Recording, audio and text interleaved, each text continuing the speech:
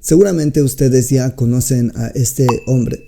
Sí, estoy hablando de Hugo Chávez. Este ser despreciable es y será recordado en todo el mundo como uno de los personajes más mierdas que han tenido que pasar por la faz de la tierra, porque hizo nada más y nada menos de convertir a Venezuela en uno de los países más ricos y prósperos del mundo, a pasar a convertirlos a uno de los países más pobres y miserables del mundo. Y no es para menos, porque cuando Hugo Chávez tenía el poder y estaba en su máximo auge y se deleitaba con sus discursos populistas diciendo que ser rico es malo, o más bien escuchémoslo de su propia palabra. Nosotros no queremos ser rico es malo, es inhumano, así lo digo, y condenen a los ricos cada vez que les dé la gana. Y también dijo: no tengo casa, te lo digo, y no voy a tener casa. No tengo cama, mía no tengo. Mientras él decía todas estas mentiras tan descaradamente, su hija, cuando él murió, pues pasó a ser la mujer o una de las mujeres más ricas y poderosas de Venezuela. María Gabriela Chávez, hija del fallecido presidente de Venezuela, Hugo Chávez, sería la persona más adinerada de su país. Informes periodísticos señalan que tendría una fortuna de más de 4.000 millones de dólares. El dinero estaría consignado en cuentas bancarias de Andorra y Estados Unidos. El Diario de las Américas asegura que la hija de Chávez superaría en capital incluso a los empresarios más acaudalados del país suramericano. Si algún venezolano está viendo esto, pues no sé si me pueda ilustrar, darme un poco más de luz y decirme qué ha creado esta mujer, la hija de Hugo Chávez. ¿Es una empresaria? ¿Es una persona que tiene empresas? ¿O es una persona que inventó algo que hizo que la humanidad sea mejor o tenga acceso a algo más fácil para que ella sea recompensada con tan cuantiosa fortuna, nada más y nada menos de 4.000 millones de dólares o más?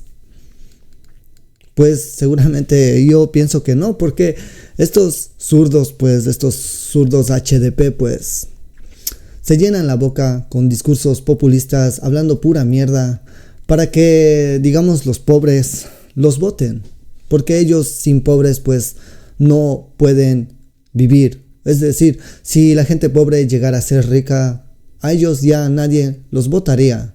Y Hugo Chávez lo sabía, y por eso él también dijo esto. Aquí el problema que habría que entender, qué es lo que pasa, es que cuando sacas a gente de la pobreza y llegan a clase media, se les olvida de dónde vienen, porque la gente piensa como vive. Yo le había dicho al presidente Chávez que quería conversar con él sobre los problemas económicos y financieros que se le avecinaban al país. Y entonces él me dice, pero sí, con un cinismo enorme: usted no ha comprendido la revolución. Con un cinismo enorme. La revolución se trata de mantener a los pobres pobres, pero con esperanza. Pero con esperanza. Porque los pobres son los que votan por nosotros. Los pobres son los que nos dan el poder. No los podemos sacar a la clase media, porque dejan de ser pobres y pasan a ser nuestro enemigo. Y cuando los pobres dejan de ser pobres y tienen, entonces se vuelven de derecha. Y viene el problema. Ayudando a los pobres va uno a la segura, porque ya sabe de que cuando se necesite defender, en este caso la transformación, se cuenta con el apoyo de ellos. No así. Personajes de la misma calaña de Hugo Chávez han existido, existen y seguirán existiendo mientras las personas pues no cambien su mentalidad, mientras sigan pensando ellos que los ricos son los opresores y los pobres son los oprimidos, pues nada cambiará.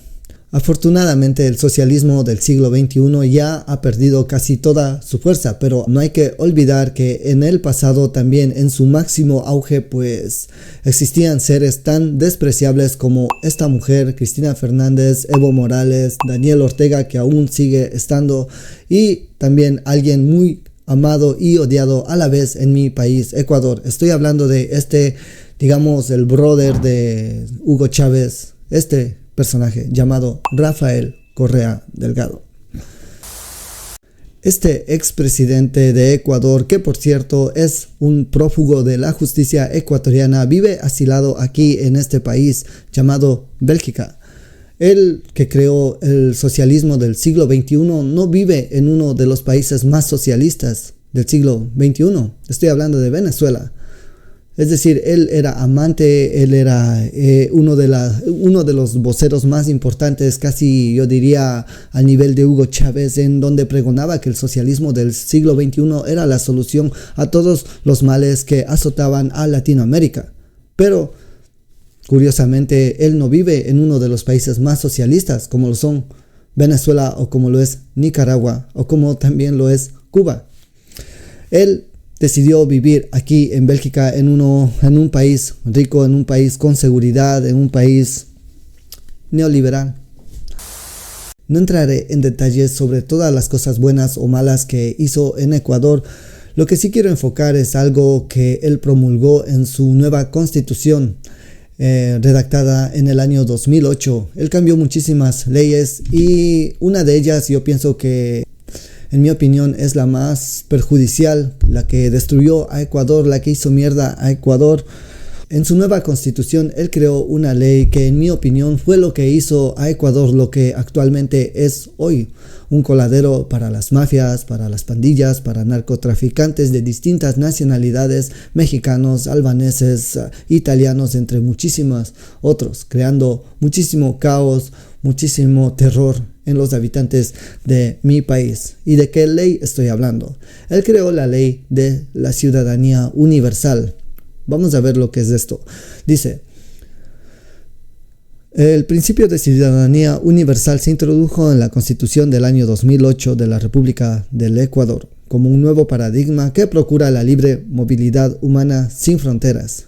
Curioso, ¿no? Es algo parecido a lo que hizo Europa, a lo que hizo Estados Unidos, y eso ha hecho que su nivel de vida se deteriore día a día. Miren, en el que ninguna persona puede ser considerada ilegal por su estatus migratorio.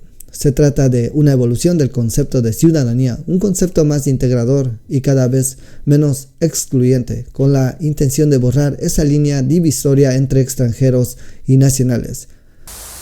Pues él literalmente hizo a Ecuador uno de los países en donde las personas, indistintamente de cualquier nacionalidad, podían entrar y disfrutar de las cosas buenas de mi país. Pero esto, así como suena, pues suena algo bonito, suena algo hermoso, que te consideren ciudadano del mundo, que no existen fronteras, pero esto solamente existe en una utopía.